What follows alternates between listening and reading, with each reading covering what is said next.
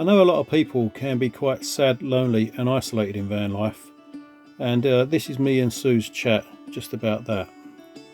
Caught behind Venetian blinds, had to reach for the city lights. This ain't where I belong. Okay, so we was wandering through the forest, filming a bit for the channel, and was approached by another couple who asked what we was filming and was interested in the drone. He was very interested in the drone. Yeah, the guy was very interested in the drone.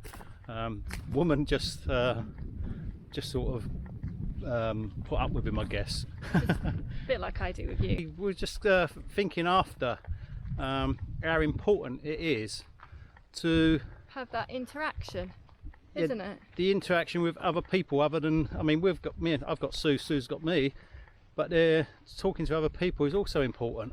And even if you've got a dog, like the dog's good as companion, but you never get that two-way communication, do you, with a dog? Yeah. It's always very one-sided, especially with Dylan and Zeb.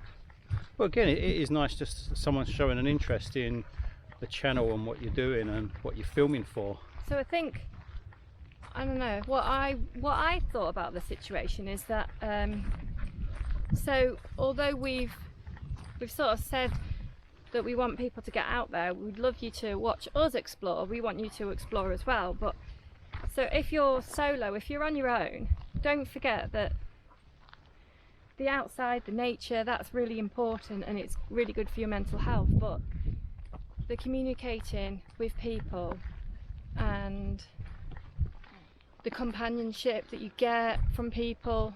Yeah, the lonely. Should we go that way? The loneliness of the forest and being out here with, like you see here, no Zebby. Being out here with no one else around is nice, but when you do bump into people and get chatting, that is also nice. Yeah, because sometimes this can actually make you feel even lonelier. You know, Yeah, how it away depends you on are your from frame the of mind, world. I think. But I think even if you're not in that frame of mind, the person that you bump into might be, and I think that's the important thing.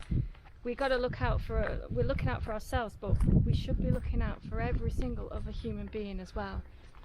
Yeah, one thing I have noticed in London, particularly coming from London, if anyone tries to chat and talk to me, which I said to you the other day, Yeah. I had someone stop and say hello to me, a guy who was about in his late 20s, stopped and said hello and introduced himself, and straight away I thought, what does he want? Does he want to sell me drugs, or is he going to try and beat me up and mug me? And what did he turn out to be doing, Mark? He turned out to be the local vicar at the church that I was walking in to walk the dog. And he was offered you what? He offered me a cup of tea. He offered me to my. come into the church anytime I wanted, give him a knock and come in. He has regretted that, I think. And have a cup of tea. Yeah. But I initially thought, if someone approaches me from that area, we're just so not used to talking to people. Yeah, we're so clamped down, aren't we? Just the same as when we spoke to those people on the boats the other week. Yeah, we noticed something as well. We spoke to, go on, you explain. Yeah, so it will be on probably last week's video. I'll hold the camera because my arm is in. Probably last week's video, won't it be? Yeah.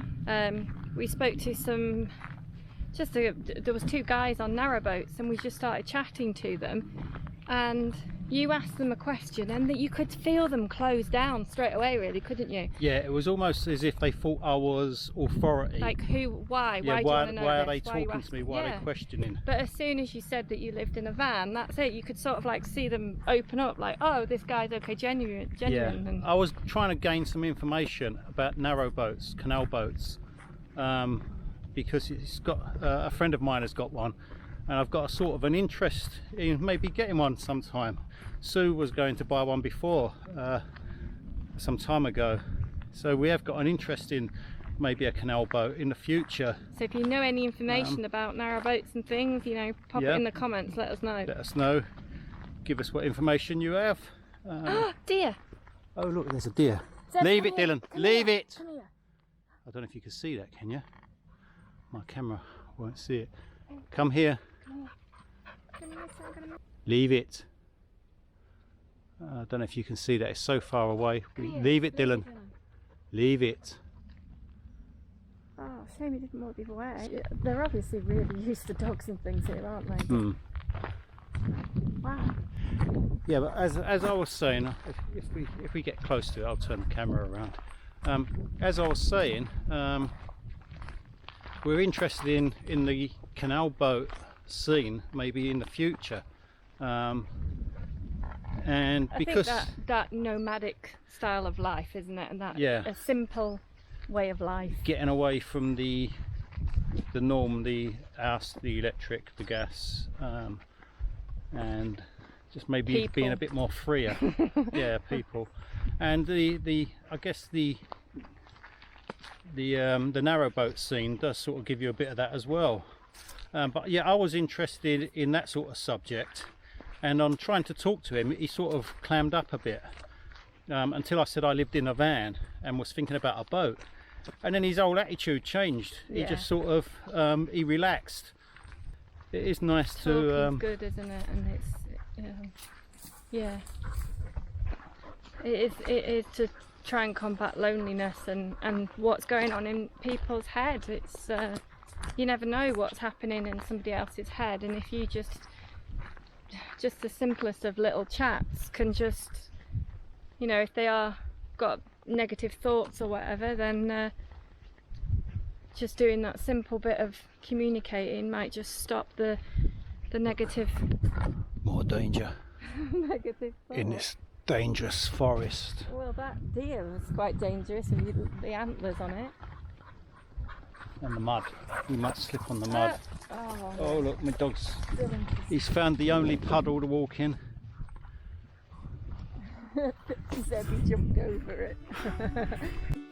So the vibrant autumn colours of Cannock Chase remind us that winter is soon upon us, and the nights are going to draw in, get darker, colder, and van life becomes a little bit more isolated and lonely, for a lot of people anyway. The cost of living is rising, and a lot of people's mental health is going to suffer, and that's going to be on our minds over the next few weeks, I guess, on some of the chats that we have.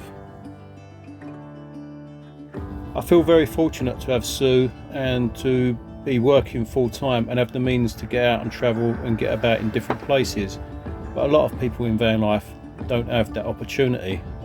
They are struggling to survive basically, and I feel for them.